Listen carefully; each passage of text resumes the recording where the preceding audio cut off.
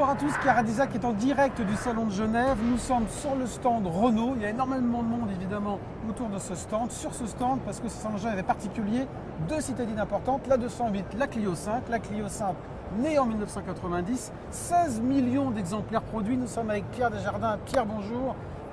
Cette Clio, on l'a vue sur Chiara D'Isaac dès hier.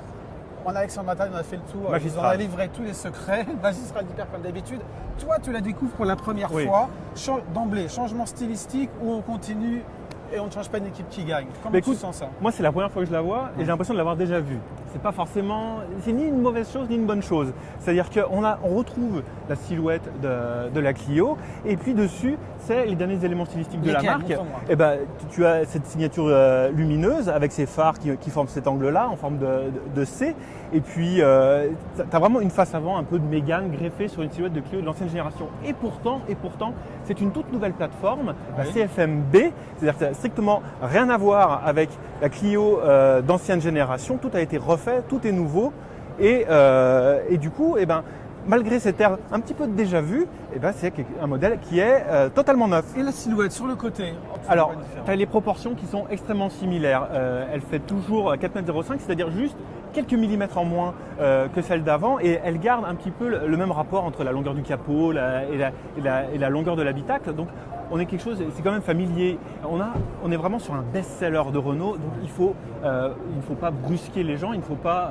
C'est vraiment la machine à sous de Renault. Un peu ce que Volkswagen avait fait avec Golf, quoi. Exactement.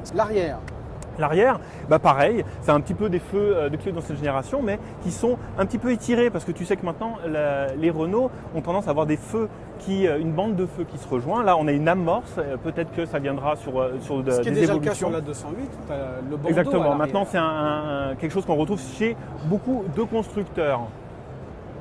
Tu veux qu'on ouvre? Une citadine. Oui, une citadine. On transporte des choses. Justement, exactement. Elle a beau faire quelques millimètres en moins que l'ancienne Clio, le coffre augmente considérablement. On passe de 300 litres, qui était déjà très bien pour une polyvalente, et maintenant on est à 391. Et là, c'est vraiment digne de la catégorie supérieure. Ce qui est une énorme différence avec la nouvelle 208. Exactement, ce qu'elle recule. Recule. Étonnant. Bon, alors par contre, là, moi je découvre, tu vois, moi je vois un seuil de chargement qui est assez haut, avec une marche assez prononcée. Les sacs de commission, il va falloir les porter assez haut. Alors, grand coffre, Pierre, simplement, est-ce que ça veut dire qu'il y a moins de place à l'arrière? Allons voir. Allons voir ça. Hop.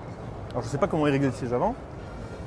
Alors, comment te sens-tu? Est-ce que c'est bien moelleux? Est-ce que c'est pas trop dur? Écoute, moi j'ai de la place au niveau des genoux. On voit que le dossier de devant est vraiment creusé pour laisser de la place.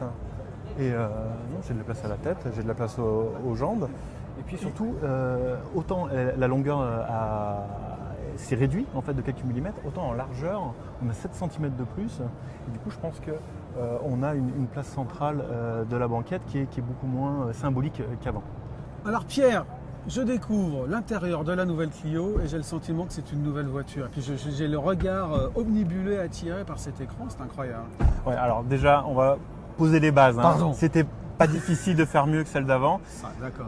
Au niveau choix des matériaux et qualité de l'assemblage, c'était vraiment pas terrible. Au début, ça s'est bien amélioré avec le restylage. Là, on est dans un autre monde, clairement. Ne serait-ce qu'avec cet écran central qui reprend cette disposition portrait qu'on voit de plus en plus et qu'on voyait déjà chez les autres Renault. Et aussi cette instrumentation numérique.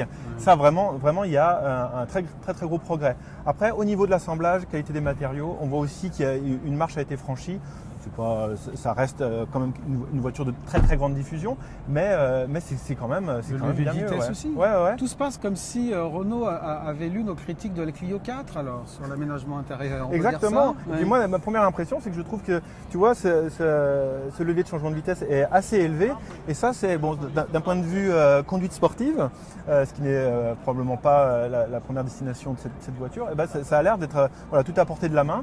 Moi, ça me semble on est bien, quand même dans une citadine et j'ai l'impression qu'on est quasiment dans une auto premium. Alors, parle-nous des moteurs. Qu'est-ce qu'on va avoir sous le capot là-dessus? Alors, on va commencer avec un tout nouveau 1 litre 3 cylindres TCE qui fait 100 chevaux et qu'on a déjà eu l'honneur de conduire dans la Nissan Micra, qui est donc basée sur la plateforme de la Clio d'ancienne génération. Et donc, j'ai pu l'essayer il y a quelques semaines. Et il y a des bonnes premières impressions. On a un moteur qui est à la fois économe, qui est performant. C'est une bonne première motorisation. Ensuite, tu as les nouveaux 1 litre 3 TCE qu'on connaît déjà pas mal, autant chez Nissan, chez maintenant Dacia et chez Renault, il sera disponible en plusieurs niveaux de puissance. Mais la grosse nouveauté, c'est l'arrivée, alors ce ne sera pas cette année, ça sera l'année prochaine, l'arrivée d'une version hybride. Et vraiment une version hybride, ce n'est pas de la micro-hybridation. On aura un moteur thermique, un 1,6 litre et 2 moteurs électriques. Et ça, du coup, ça va faire 130 chevaux. On nous promet des consommations en recul de 40%. Et 5 km d'autonomie en tout électrique. Et ça, c'est vraiment une première pour Renault. Et on va enfin avoir dans cette catégorie des polyvalences, qui n'est pas si fréquent que ça, une voiture hybride. Il faut quand même, il y aura des diesels. Quand même, forcément. Ouais, voilà. 1,5 litre DCI qui sera en 85 et 115 chevaux, avec un filtre anox, évidemment, parce que c'est maintenant obligatoire pour passer les normes. Mais on ne fait pas l'impasse sur le diesel encore chez Renault pour cette catégorie. En matière de tarifs, est-ce que tu as des informations déjà? Alors on est assez loin de la commercialisation, ça sera juillet 2019, donc on n'a pas d'idée de prix. Pour te donner un ordre d'idée, la Clio 4 commençait aux alentours des 16 000 €, donc on devrait être dans ces eaux-là aussi. Alors 2019 sera le match des citadines françaises, Ouais. Clio contre 208.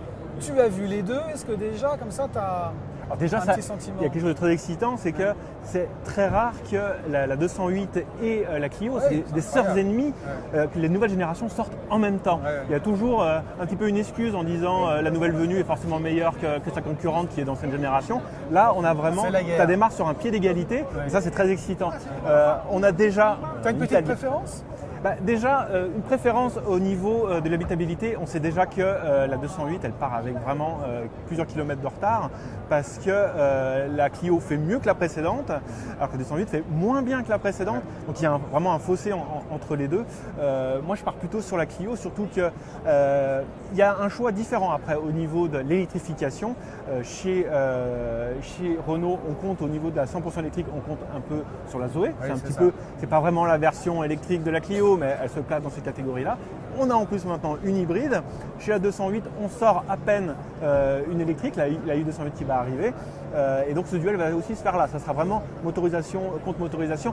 Là, si je dois donner tout de suite ce qui me semble le plus homogène, ce qui me semble cocher toutes les bonnes cases, pour moi c'est la Clio. Tu réponds à cette fameuse dernière question de Caradisiac. Séduit ou pas alors par la nouvelle Clio 5? Alors il reste encore à la conduire évidemment, mais pour moi cette Clio a vraiment tous les éléments pour être un succès et être à nouveau la voiture la plus vendue de l'année en France, comme elle l'est 2 fois sur 3, même 9 fois sur 10 depuis la sortie du premier modèle au début des années 90. C'est dit, on s'en souviendra. Rendez-vous dans quelques mois, dans quelques années j'ai tort pour savoir ou pas. si tu as raison ou pas. Merci Pierre. T'en prie.